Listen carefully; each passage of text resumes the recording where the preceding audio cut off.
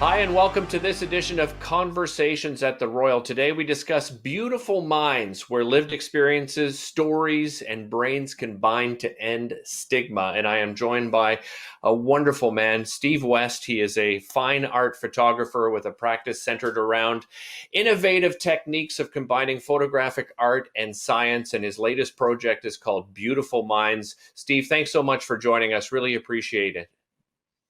Yeah, welcome. Thank you for inviting me to be here. Much appreciated.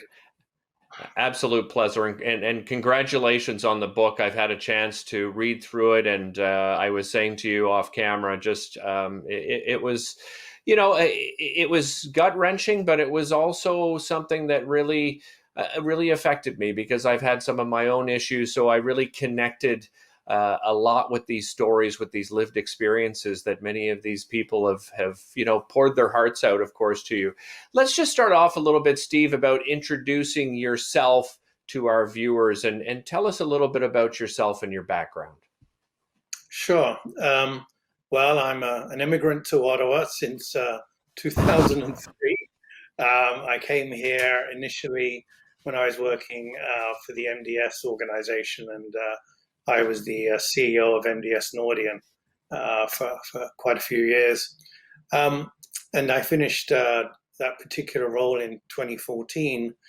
But I have a background in biology, zoology, genetics, and health science, and so that kind of informs me a little bit on the scientific side. I have been involved with the tech community in Ottawa for quite a time. I was chair of Bayview Yards, the Innovation Center, and I used to be on the board of the Ottawa Hospital Foundation for quite a few years. And when my term came up on that board, I was asked if I would join the board of the Institute of Mental Health Research. And at the time, I was interested in the Brain Imaging Center and the imaging aspect of mental health. And so I said, yeah, I'll join the board. And that was a few years ago. And for the last couple of years, I've been chairing the board. So I got involved with the Royal as an institution really through sort of my career, I guess, and the work that I'd done in the community. And so I've been, really pleased to be part of that organization. And during that time, of course, I got involved with all aspects of mental health, and you probably want to know how we got to get the book together, but it's not a simple story, and there are quite a few elements to that. What sparked your interest, Steve, in the Brain Imaging Center? Well, interestingly, at Nordion, we were involved in molecular imaging. We were a world leader in providing some of the products that are used for medical imaging. So I had a bit of a sort of a background, I guess, in understanding how things like PET cameras and MRIs work. And so the Royal itself has a unique technology center. It's called the Brain Imaging Center. It's relatively new. And the machine there is one of the only machines in the world that's being used for mental health research. So it's not a diagnostic machine. It's actually a machine to find solutions for mental health issues. So it is a research facility, and that's a particular interest to me for sure. And then there's a personal connection, and that's in the book. Okay. And that came about, though, actually subsequent to me joining the board of the IMHR. So that's one of those sort of, events in life that you're not necessarily, planning or predicting, but as a member of a family that's been going through some challenges, then I became even more connected with the cause of mental health and addiction. Well, and I know it's something that can be difficult to share with people, but you've decided to share it. So, Steve, tell me a little bit about those mental health challenges within your family. Yeah, and so I'm in the book. I talk about actually members of my family, but I guess it's their story to share, so I won't share their stories. It's more around the stories that I have and my wife has of encountering challenges in substance use disorder.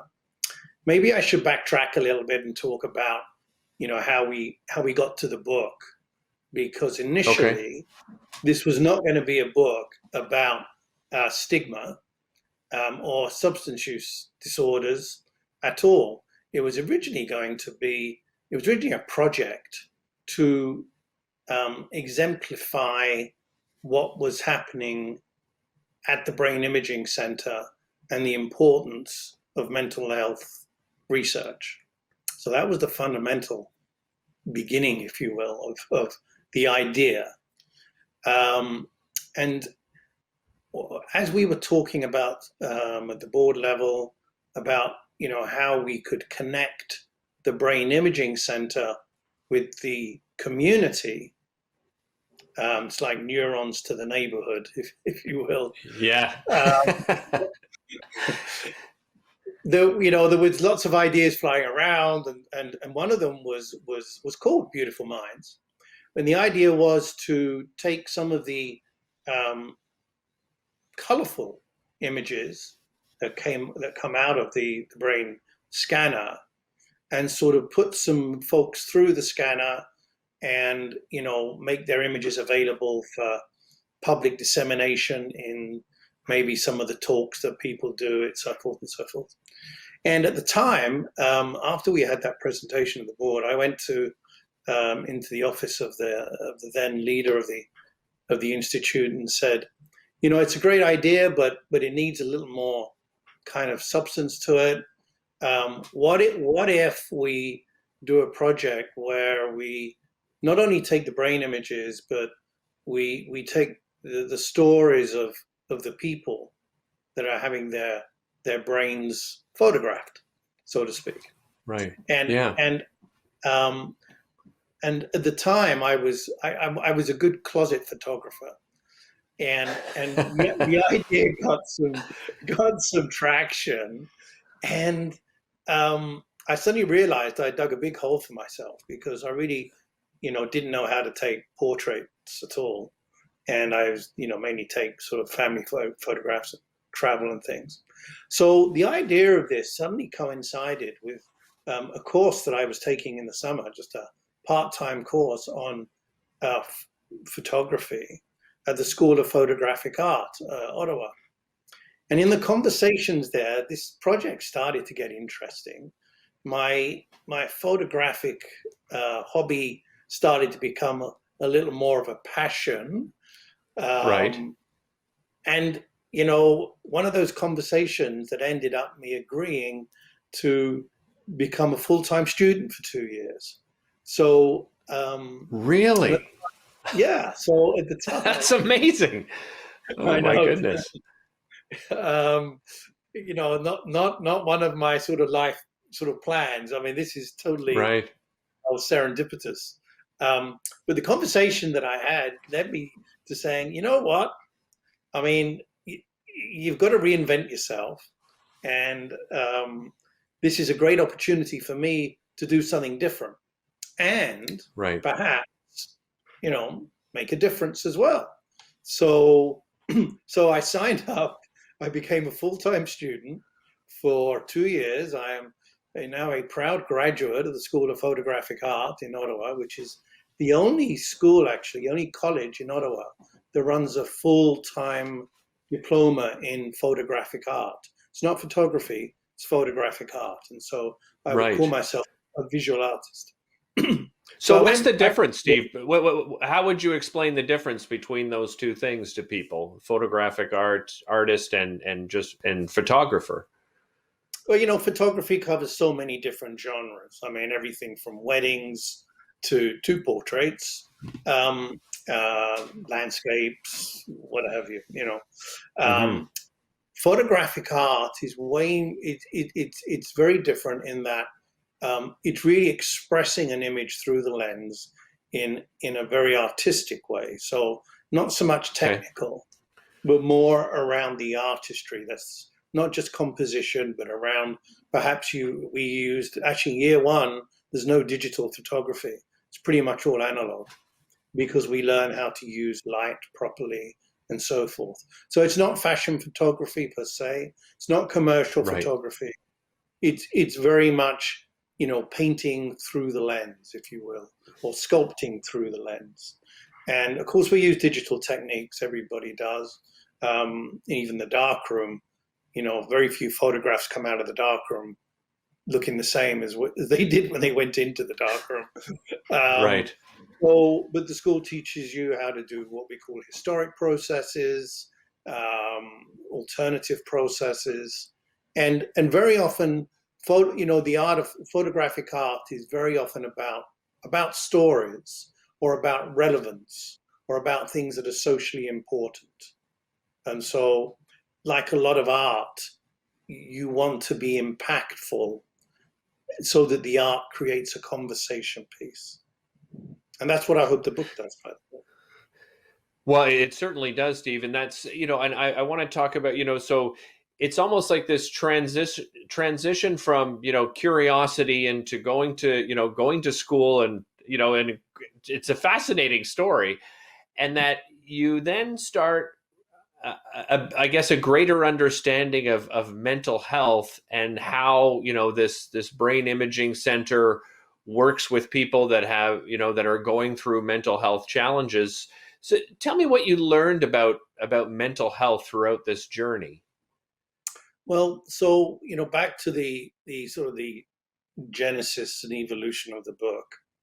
The original idea was to put a book, put a set of images together. It wasn't actually even a book at the time, but we were having difficulty actually getting traction around having people, come and be prepared to go through the brain scanner. It's a little intimidating. I mean, it's not dangerous. It's Right. non-invasive, but it's an MRI machine. So, some people are a little concerned, and some people are also saying, "What will they find when they look in my brain?" so, Right. so a couple of famous people, including somebody that has worn one of those sweaters sitting behind you, said that they would come and have their brain imaged. But we were struggling to get them in, and so this was at the time that our family was also becoming involved with substance use disorder. So I was introduced to somebody that's actually in the book, who was at the time the executive director of a peer support association for substance use disorder. It's called CAPSA, based here in Ottawa. And the individual is Gord Garner, who's become a very good friend. And actually, behind me is an artistic renditioning of Gord's brain. Um, and so I was talking to Gord because I've been introduced to him around the issues that our family was facing and how we Right. might deal with those challenges. And that's all part of dealing with stigma. And, one day I was actually in Gord's office and I said, Gord, I'm working on this project. Part of it is for my graduation from the School of Photographic Art. And I had this epiphany that maybe what we should do is take images and take stories of people who have gone through substance use disorder and have their stories to tell. And so these are people, in recovery, and Gord is one of those people. So then the project shifted, and it actually suddenly had, I would say, a focus that all of a Right. sudden the book became about talking about the issues of stigma, telling the stories of people that have gone through substance use disorders and addictions, and then wrapping that around the importance of doing research into brain imaging in order to learn more, to talk more, and reduce stigma more. So that then became the objectives of the book. And Gord helped me kind of recruit, if you will, the people that were willing to share their stories. And if anybody gets a chance to go through the book, you'll see that the stories are incredibly powerful. They're very emotional, but they also display resilience. And, Absolutely. And the whole process, when you ask the question, what did I learn? Well, the whole process educated me in so many different aspects about stigma and how, destructive it is, how we don't talk about these things properly, as well as, my sort of board chair hat at the IMHR of thinking about how we can get the community to understand and be involved in mental health research. So as I was then starting to put the book together, the storytellers came into my photographic studio that I've been setting up. And before I even took their photograph, I sat down with them for an hour and just talked. And of course, they brought their experiences to the table. I shared some of mine. And, I learned so much from each individual whose story is told in the book. And because I think the power of listening to those stories, and people can read them, it's so impactful. Whether it's at a personal level or whether it's at a more sort of societal level, understanding what people have been through and how they've come through the other side, I think gives everybody strength. I think it's highly Yeah, and motivating. Steve, I think for sure, and I think part of this, that I think will help is that really science and research are now debunking this idea that people choose substance use disorders. The medical term, of course, being addictions, and we've known for so long, but the stigma is still attached to it. When these people are sharing their experience over this hour before you even begin to photograph them, what is the feeling between, because there must be a connection, because you're sharing yours as well. And I think that's what's so important about this book is that people, and I told you off the top that I certainly connected. That's really what you're trying to do with this book. You're trying to connect to the community because so many people, whether they may not have experienced themselves substance use disorder, but they probably know somebody, and that's the real impact you're trying to have here. Absolutely, Derek. I mean, part of the learning for me in my journey is that, first of all, substance use disorders are a disease, just like diabetes or cancer. This is a disease, and the causative nature of the disease can be many, many fold. There are some genetics involved, perhaps, not always. Environmental factors, predispositions, how people grew up, how their formative years, and so there's a lot we don't know, and of course that's where there's fear. That's where stigma comes from, I think, and that's where we get overly judgmental because we don't understand. And for people that have been through substance use disorder challenges, they recognize that in the circuitry of their brain, there have been some changes, and that's part of the disease component of this. That we know so little about our brains. It's the most complex Mm-hmm. organism. It's obviously very all our organs are important, but it's a very complex organ, and it does a lot of things that we're very aware of, and it does a lot of things that we're not aware of. I mean, the Right.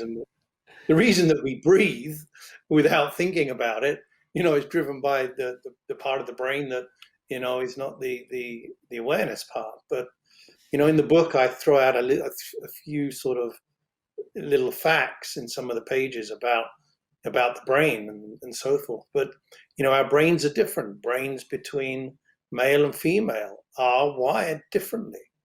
The way that our emotions connect are going to be different. And so the more we can learn about both the structure of the brain, how it's kind of put together, how it's wired, and since there are over 1 billion neurons in the brain, that's a very complicated, task. So we know a reasonable amount about the structure, but there is more at the sort of morphological level. What we need to know is more about the structure of the neurons and the chemical transmitters and how they're moving through the brain. And that's something that the machine at the Brain Imaging Center can do. Yeah, can you speak more on? Sorry, Steve. I was just going to say, can you speak more on that? Because I think that I think many people will have the curiosity as they listen to you talk. When you see the brain images, what can that tell us exactly? Well, what we need to do is understand structure and function at the same time. Right. So not just how the brain's put together, but how it works. And so, to give you an example, when somebody is actually in the scanner, you can ask them to think about something that might be relaxing, their happy place. Okay. And then you can ask them to think about something that makes them excited. And I'll continue with the hockey analogy. If one of your favorite senators scores a goal, if you think about that, your brain will actually react differently, and we can visualize that. We can actually see it.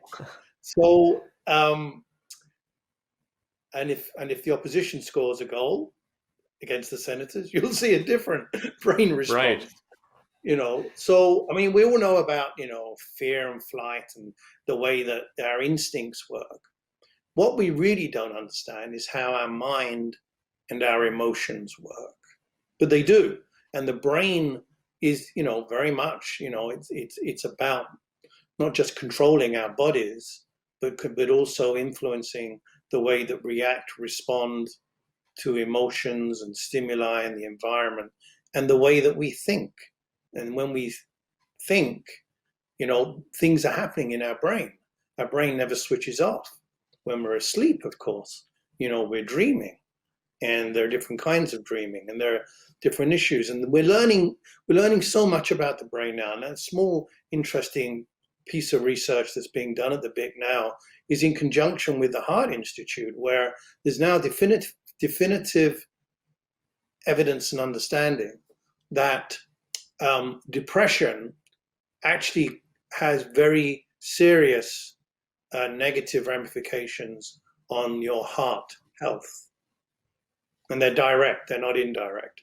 Right. And so there's a research project ongoing right now to understand more of that.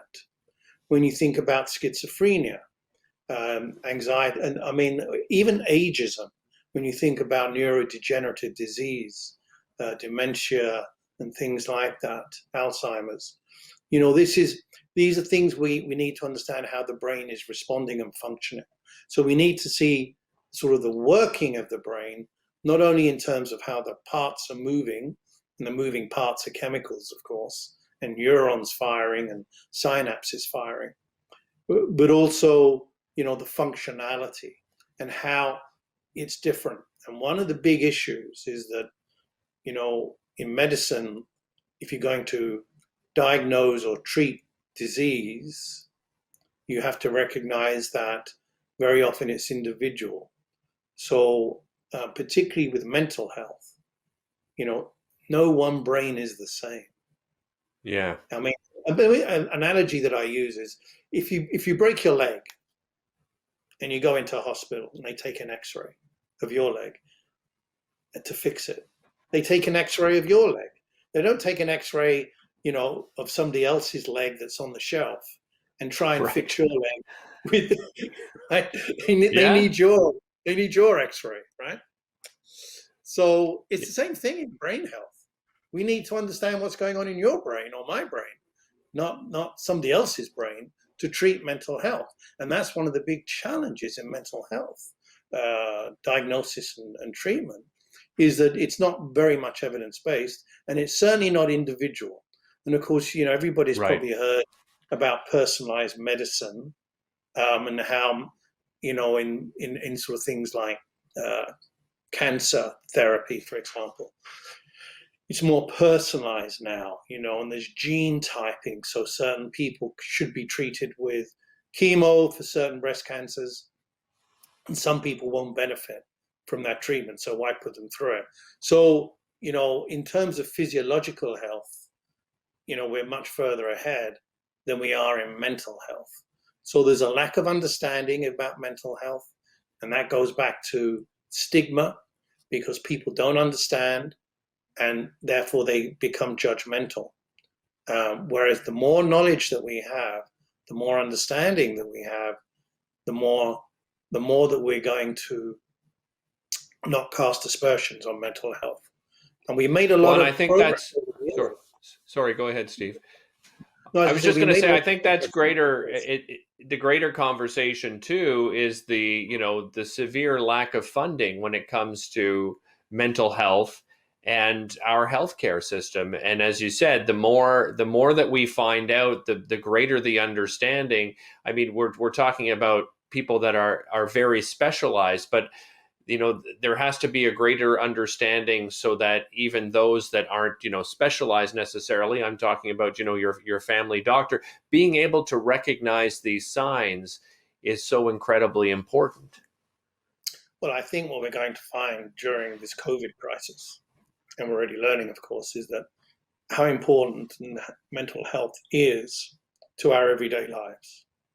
And when you think about the amount of research that goes into cardiac, heart and stroke, diabetes, cancer, all kinds of diseases versus mental health. Yeah, you're absolutely right. Mental health is right at the bottom of the pile. And yet it's so impactful to each and every one of us in every way. There isn't, I'm sure any of your viewers will either themselves or know somebody, friend, family, colleague who is impacted by mental health. And Yeah. by not talking about it enough, and frankly not demanding and expecting enough, if we don't put the resources in terms of the funding and the people and the research institutes, if we don't support these initiatives, we won't be able to help our society. And we're learning through COVID how important our society and mental health is for our well-being. And we're one of the big, of course, mental health issues that has received more attention recently is PTSD. Yeah. And it's not just our veterans who suffer from PTSD. It affects many different elements of society. And again, we've got to do research and understand how we can recognize it. I'll call that diagnosis, and then how to treat it, and how to treat it on an individual basis, not on a one size fits all basis. Steve, I'd like to go back to Beautiful Minds, the book, and talk a little bit about the images themselves. And maybe you can give us a little bit of more an understanding of maybe how you manipulated these images using photographic art, and what really the purpose of doing it was. So yeah, so the objective was to um, have something interesting that people will talk about. And actually, Right. I'll be honest with you and say that images that come off the scanner, they look like, you know, X-rays or MRIs. They actually don't look terribly interesting. I mean, seen one and you've seen them all, kind of thing. So the Right. challenge was, how to accompany the stories and the portraits of the storytellers with some images that you know look something that is a little artistic. So so in fact, even on the cover of the book, and I know you have some of the images that we can put up, you know. So that's the cover of the book, and that actually is a graphic. That's not a photograph, and I actually had a graphic artist take my ideas, because I'm good with the camera, but I'm not so good with the pen and pencil and the paintbrush. Right. And so, but basically, if you think about that initial image, what's going on in the head, what's going on in our minds, right? All our minds are beautiful, all of them, but they're all different. And so I wanted to sort of use the opportunity to do something a little creative. So as we go through the book, and when you turn to the first, when you open the book up, on the inside of the book, you'll see a little description of what brain imaging research is about. On one of the images there on the left is something that I created, and I'll talk a little bit more about that. Okay. We'll look at that image, and on the other page there, you would have seen the actual machine itself, and the individual there, with some things going on in her head, is actually the manager of the Brain Imaging Center, and she's a physicist, Katie Donnell. So Katie worked with me quite a bit on taking these typical images that come off of the camera and doing something different.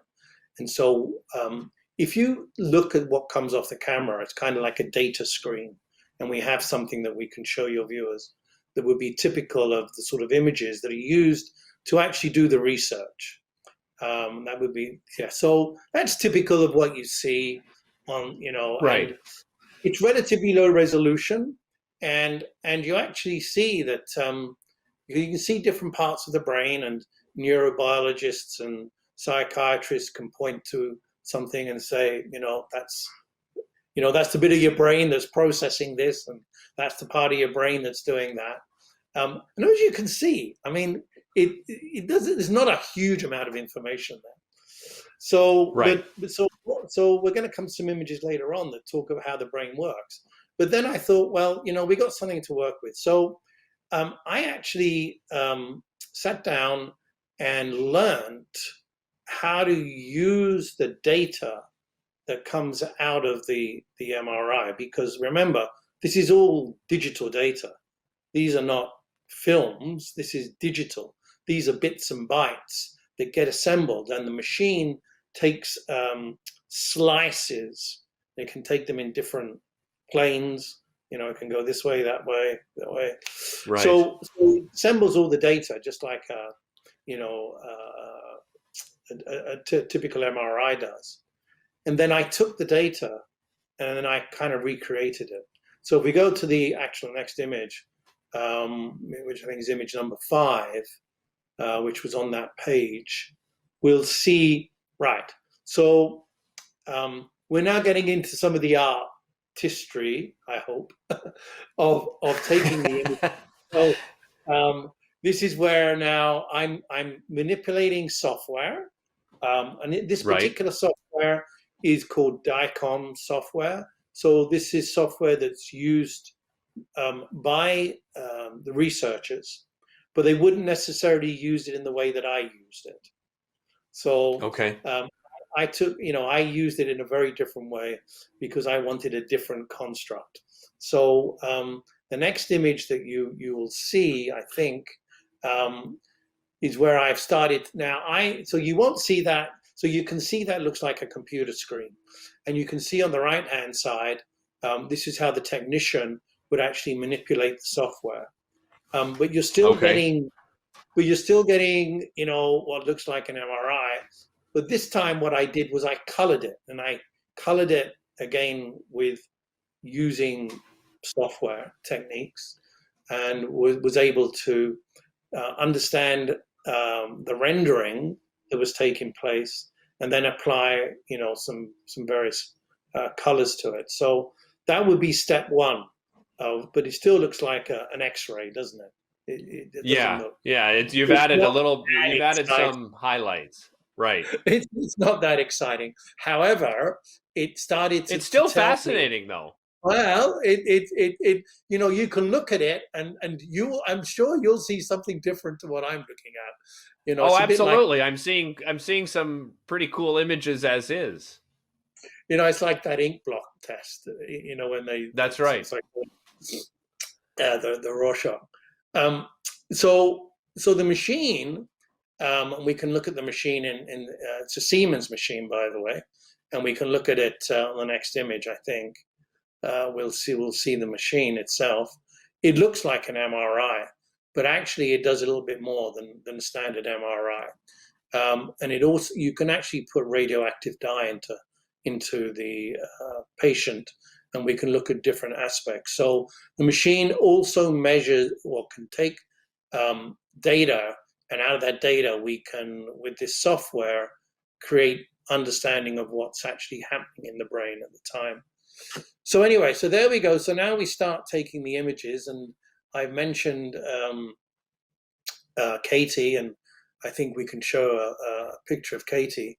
So now we're into my photographic art. So now I'm doing portraiture, and this is Katie, and the next image is one of the storytellers, Alan, and you'll see that I've now created a certain photographic style. Right. And Alan is actually Gord's brother. I mentioned Gord, and Alan tells his family story in the book, and Yeah, so which is about their relationship, right? about their He and relationship, his he and his brother's relationship. Yeah. and the various journey that Alan went through with his brother. Um, so each part of the book contains a story, contains an image of the storyteller, so that anybody reading the book, hopefully the story resonates. It's not just a story, it's Alan's story. So Right, and you get to put a face to the story as well, which I think is important as far as having an impact, as you discussed earlier. It really is. well, it was when we were putting the book together, um, and I was talking about it with Gord. It wasn't clear to me at the time whether how comfortable the storytellers would be, having their portraits taken and accompanying their story in the book. Every Yeah, single which is understandable. I could see that people would be comfortable sharing their story, because if it's anonymous, I think many of it. Oh, well, we've seen that with social media. You can see how many people share very personal stories, but there's that barrier between yourself and the people reading your story, where this really takes away the barrier. I wanted to bring the humanity and the connectivity into the book, into the stories. And so every single storyteller said to me, absolutely, I want people to hear my story. I'm proud of my story. I gain strength from telling my story. And therefore, why wouldn't you have my portrait next to my story? Isn't that just so invigorating. I mean, It is. it was, I mean, I don't want to sound selfish, but as the author of this book, I got so much out of putting it together that I didn't expect. And I feel privileged just to have been able to sit down and listen to these wonderful people. And then, take their portraits. Excuse me. And when I took the portraits, one of the things that became very clear to me, when I pretty much after the first sort of interview session, was that, I wanted people to look strong and resilient. I wasn't Right. looking for, vulnerability, or because the stories are so powerful, but the people behind the stories are so powerful, and their storytelling is so powerful. So, this was now back to my student kind of days where I'm learning, I had to take portraits, and I'm sure not every portrait that I take is going to have this kind of gaze through the lens, but in the Yeah. book, I think it absolutely works.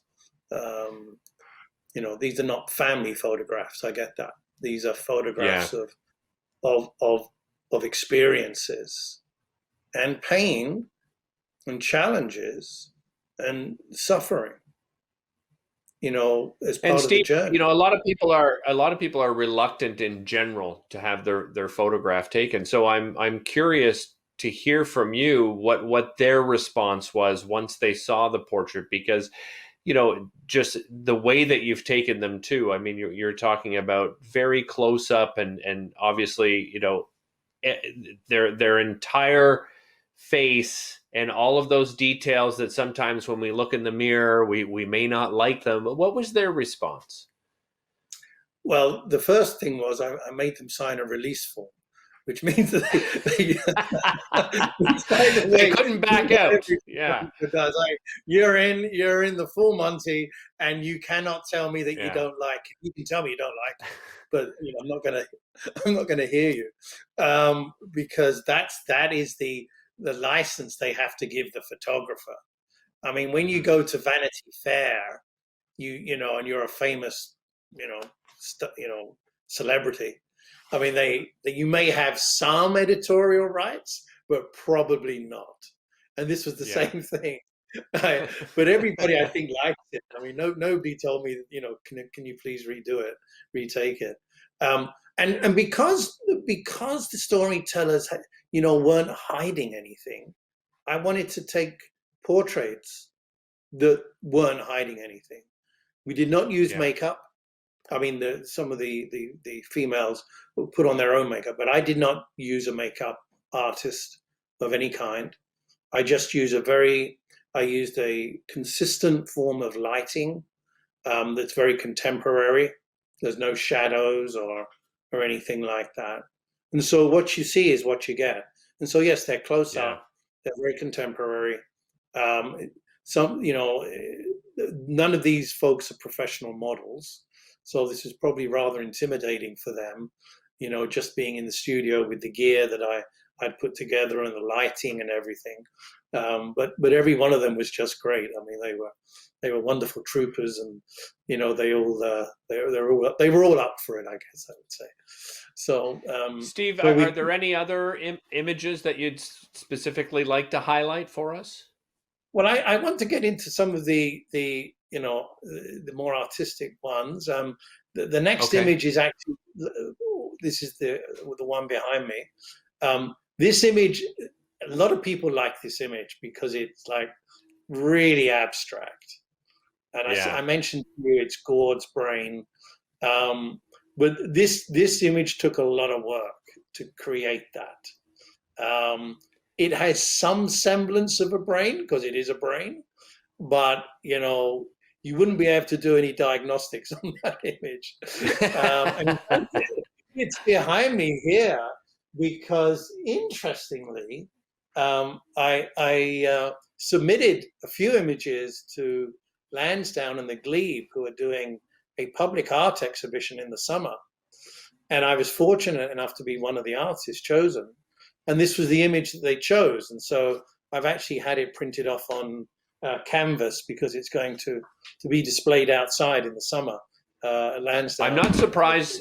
I'm not surprised, Steve. They've chosen this one, and what really came to my mind, and I happen to be, a fan of sort of that '60s and '70s music era. Right away, it looks like one of those old concert posters, right? It's got a little bit of that psychedelia to it. It's very psychedelic, yeah, for sure. But anyway, and again, this is some. I couldn't redo this image. I guarantee there were so many steps involved, and I could not write them all down because it's an experiment too.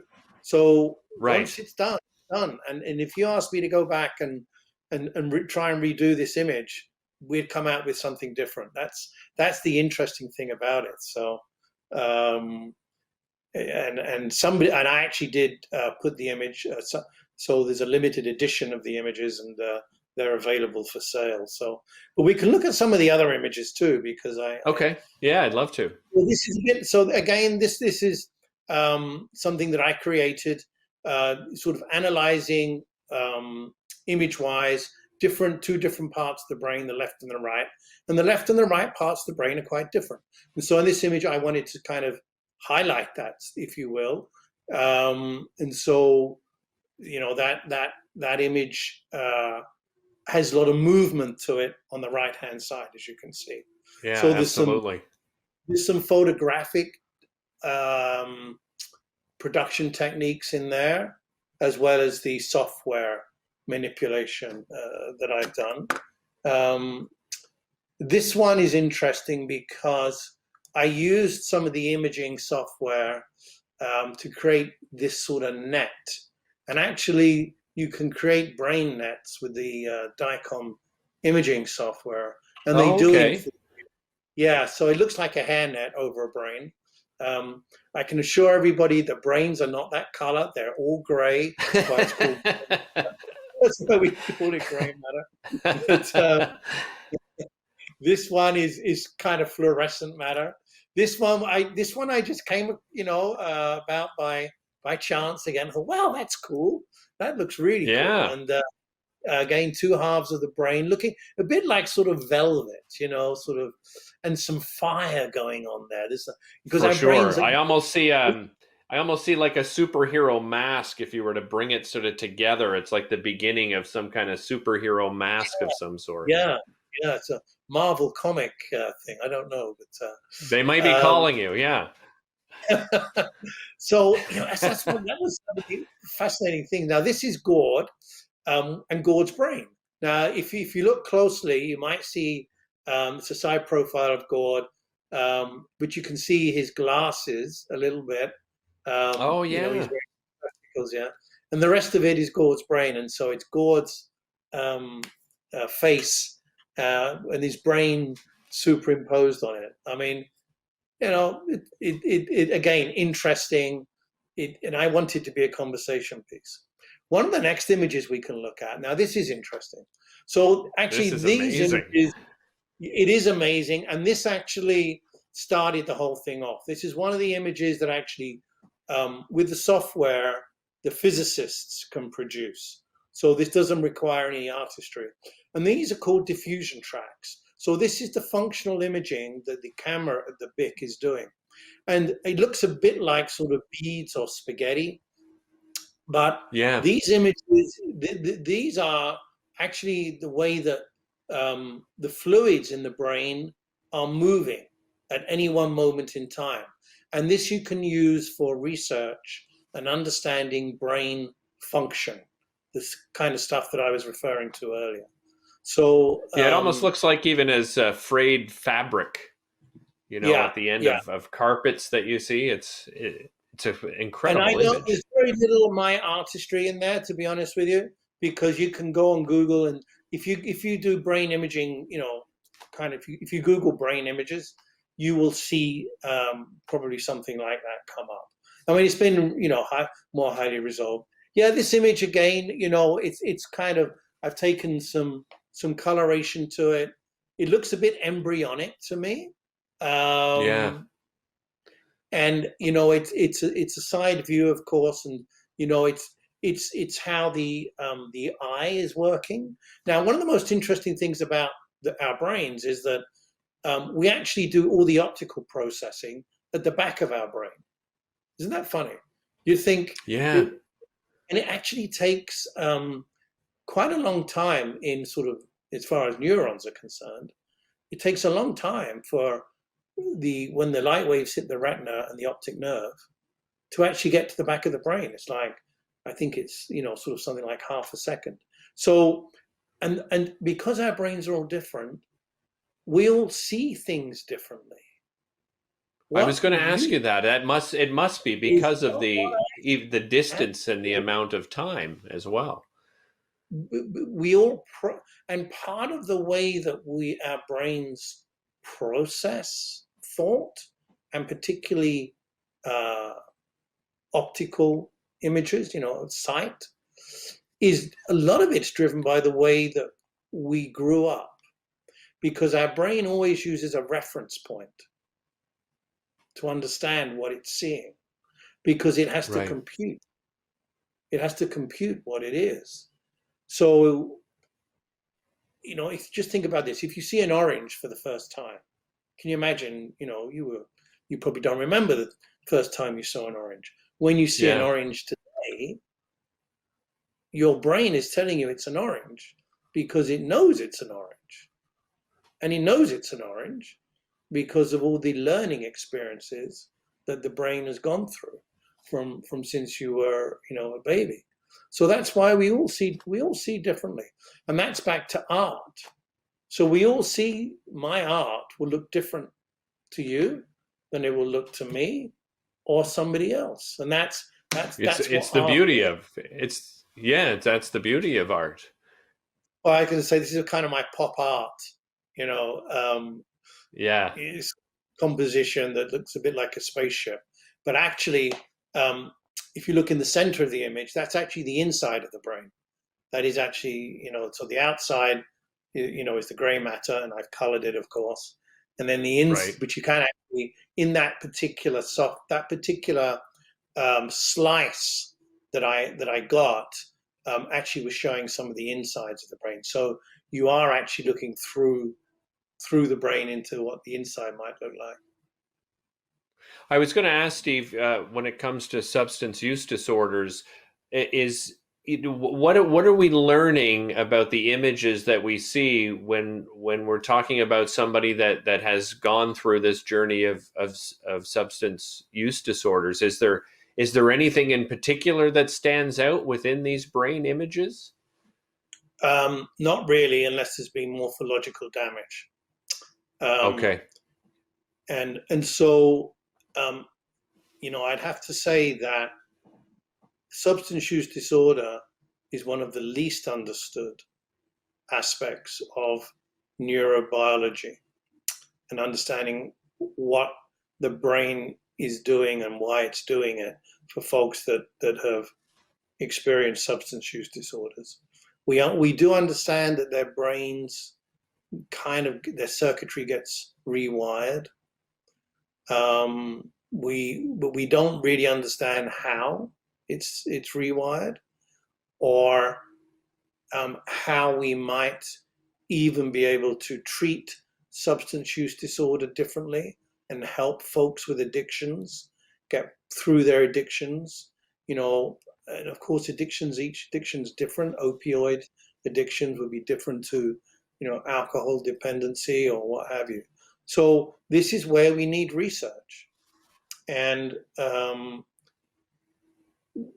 if you think about this, the terrible impact that substance use disorders have, not just on the individual, but Oh on the yes, absolutely.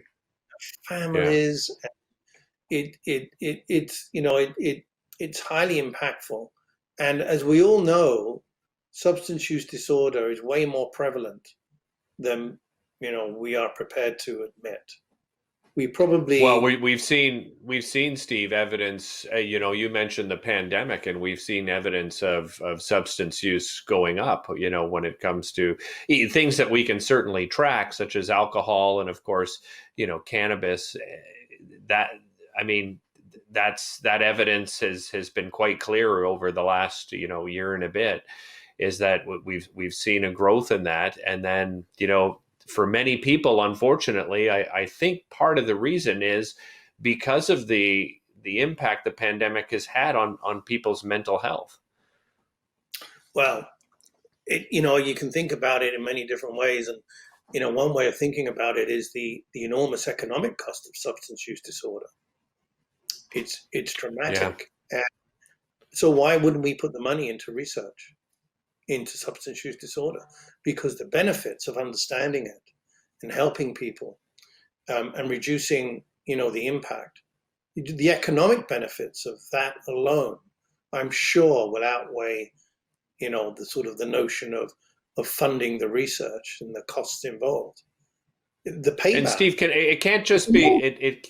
I mean, is it stigma alone that is holding us back from that? I don't understand. After all the research that has been done through the last 100 years, how we still don't have an understanding of the importance of putting money into, as you said, substance use disorders as well as mental health. It just doesn't make sense. Yeah, and I Are think, we teaching it wrong?